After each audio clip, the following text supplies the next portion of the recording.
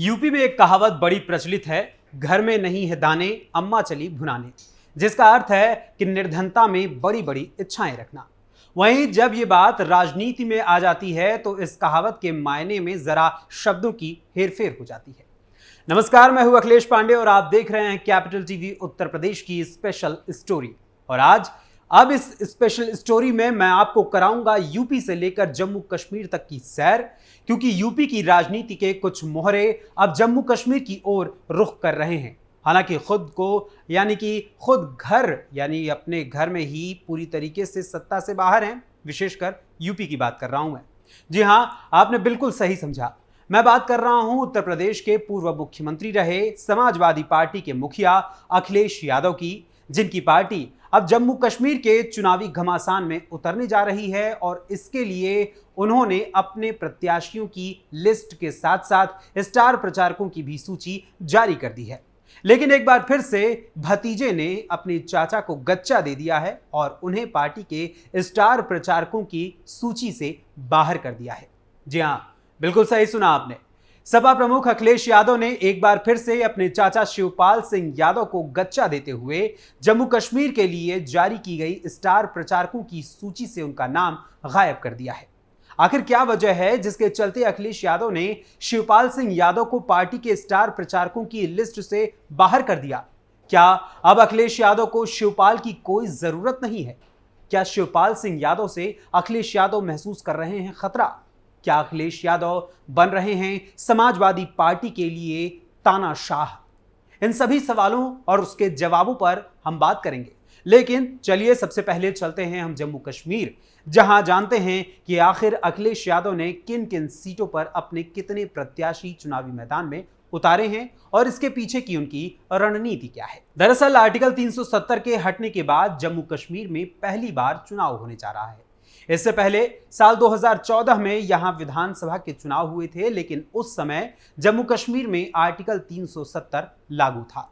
10 साल बाद होने वाले जम्मू कश्मीर के विधानसभा चुनाव 3 चरणों में होने वाले हैं, जिनमें पहले चरण का चुनाव 18 सितंबर को होगा, दूसरे चरण का चुनाव 25 सितंबर और तीसरे चरण का चुनाव 1 अक्टूबर को होने वाला है।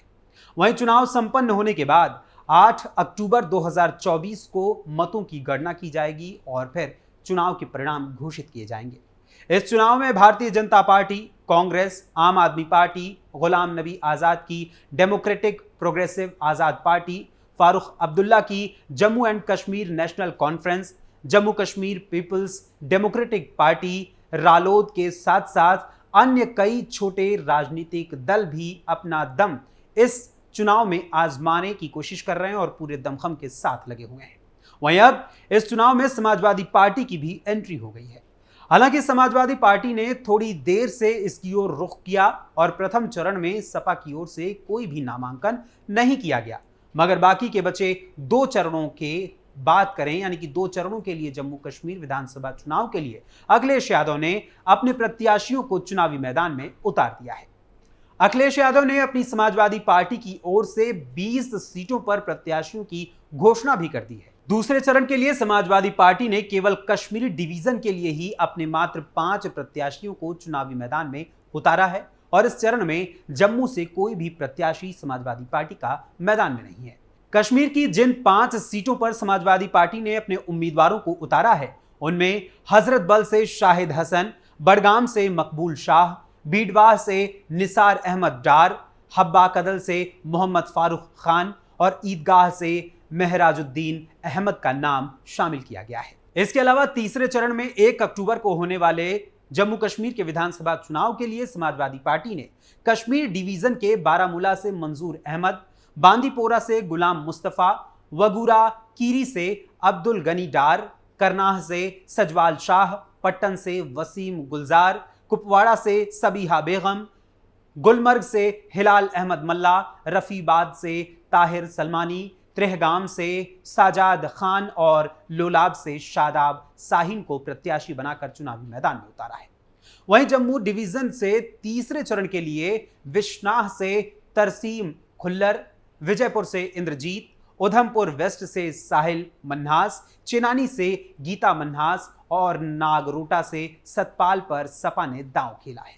वहीं जम्मू कश्मीर के विधानसभा चुनाव की अखिलेश यादव पुरजोर तैयारी में लगे हुए हैं और इसके साथ ही इसके लिए उन्होंने अपनी पार्टी की ओर से स्टार प्रचारकों की एक लिस्ट जारी की है। अब एक नजर उस लिस्ट पर भी डाल लेते हैं। समाजवादी पार्टी के स्टार प्रचारकों में अखिलेश यादव के अलावा राष्ट्रीय उपाध्यक्ष किरणमय नंदा, सांसद अवधेश प्रसाद, धर्मेंद्र यादव, इकरा हसन, हरेंद्र मलिक, राज्यसभा सदस्य जावेद अली, सांसद प्रिया सरोज, पुष्पेंद्र सरोज, विधायक कमाल अख्तर, विधान परिषद सदस्य जासमीर अंसारी, पूर्व विधान परिषद सदस्य उदयवीर सिंह, राष्ट्रीय सचिव रामाश्रय विश्वकर्मा के अलावा जम्मू कश्मीर के सपा नेताओं के नाम लिस्ट में शामिल हैं। अब यहां गौर करने वाली बात यह है कि इस लिस्ट में मुलायम सिंह के साथ उनके फर्श से लेकर अर्श तक के सफर में साथ रहने वाले अखिलेश यादव के चाचा शिवपाल सिंह यादव का नाम इस लिस्ट में शामिल नहीं है।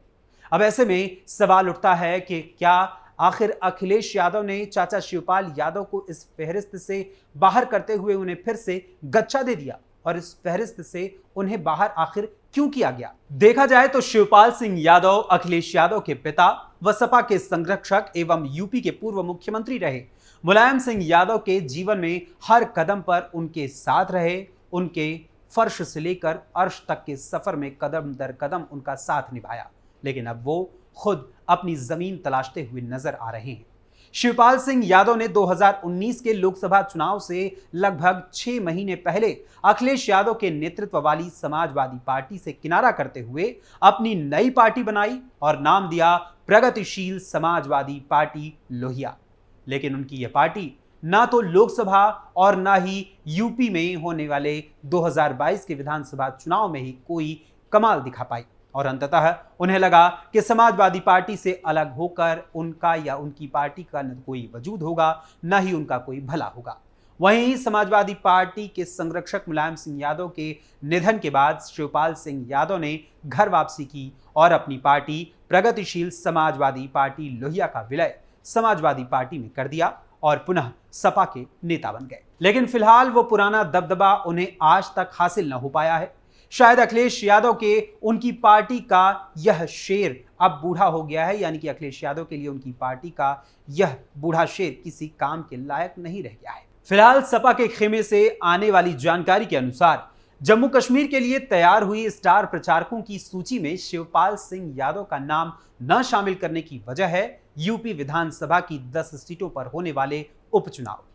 चाचा भतीजे के बीच गुपचुप चलती हल्की तकरार को इस जिम्मेदारी का चेहरा दिया गया है। सपा के सूत्रों के मुताबिक समाजवादी पार्टी ने यूपी विधानसभा के उपचुनाव की बड़ी जिम्मेदारी शिवपाल सिंह यादव को सौंपी है और इसी वजह से प्रदेश में उनका बना रहना पार्टी के हित में बताया जा रहा है और इसी वजह से उन्हें स्टार प्रचारकों की सूची से बाहर रखा गया है। फिलहाल आपको बता दें कि यूपी की 10 विधानसभा सीटों पर उपचुनाव होने वाले हैं, जिसको लेकर मुख्य रूप से भारतीय जनता पार्टी और समाजवादी पार्टी के बीच घमासान होना है। और ऐसे में एक तरफ खुद अखिलेश यादव अपने कुनबे के साथ लड़ाई में हैं, तो वहीं भाजपा की ओर से खुद सीएम योगी आदित्यनाथ ने इसकी बागडोर संभाल रखी है और अपने सैनिकों को चुनावी मैदान में भी उतार दिया है। अब इस घमासान में किसकी जीत होगी और किसकी हार, ये देखना दिलचस्प होगा। लेकिन यहां पर एक बात मैं आपको कह देना चाहता हूं कि जिस तरीके से अखिलेश यादव लगातार अपनी पार्टी को जम्मू कश्मीर में भी चुनावी दौड़ में लगा रहे हैं, उससे साफ जाहिर होता है कि वो अपनी पार्टी को राष्ट्रीय स्तर का पार्टी बनाने के प्रयास में लगे हुए हैं। वहीं जम्मू कश्मीर के होने वाले विधानसभा चुनावों की अगर हम बात करें तो इसमें स्टार प्रचारकों की सूची से कहीं ना कहीं शिवपाल सिंह यादव के नाम को जो हटाया गया है उसके पीछे भी कोई और बड़ी रणनीति हो सकती है। शिवपाल सिंह यादव के नाम को इस स्टार प्रचारकों की सूची में शामिल ना करने के पीछे आपको क्या लगता है? कौन सी कहानी होगी? क्या राज हो सकता है? अपने विचार इस विषय में हमें जरूर बताइएगा, क्योंकि आपके कमेंट्स हमारे लिए बहुत इंपॉर्टेंट होते हैं और आपके विचारों के जरिए ही तय होता है कि आखिर यूपी की सियासत किस ओर जा रही है और यूपी की सियासत में कौन सा खेल होने वाला है। फिलहाल इस कहानी में बस इतना ही, और इसके अलावा और भी स्पेशल स्टोरीज और यूपी की खबरों के लिए आप कैपिटल टीवी उत्तर प्रदेश को सब्सक्राइब करिए, क्योंकि यहाँ पर आपको यूपी से जुड़ी हुई हर एक दिलचस्प कहानी मिलेगी, हर एक दिलचस्प सियासी बातें आप तक पहुंचेंगी। तो अपने कमेंट्स के जरिए इस स्पेशल स्टोरी के बारे में अपनी राय हमें जरूर दीजिएगा। फिलहाल अभी के लिए मुझे दीजिए इजाजत और बने रही कैपिटल टीवी उत्तर प्रदेश के साथ। धन्यवाद।